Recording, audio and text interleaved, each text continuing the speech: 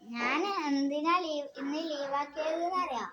നിങ്ങൾക്ക് സുഖമില്ലാന്ന് പറഞ്ഞിട്ടാ. നിങ്ങളെ കാണാനായിരിക്കും ടീച്ചർ വരുന്നത്. ഇന്ന് പോയി കിടക്കപ്പോ വേഗം. കള്ളത്തരം ഇപ്പൊ കൂടിയിട്ടുണ്ട്. ഞാൻ പോയി കിടക്കില്ല. ടീച്ചർ വന്ന് പറയട്ടെ. ഞാൻ കിടക്കൂലേ? കിടക്കില്ല. ഞാൻ എന്റെ ടീച്ചറോട് കള്ളത്തരം പറയും.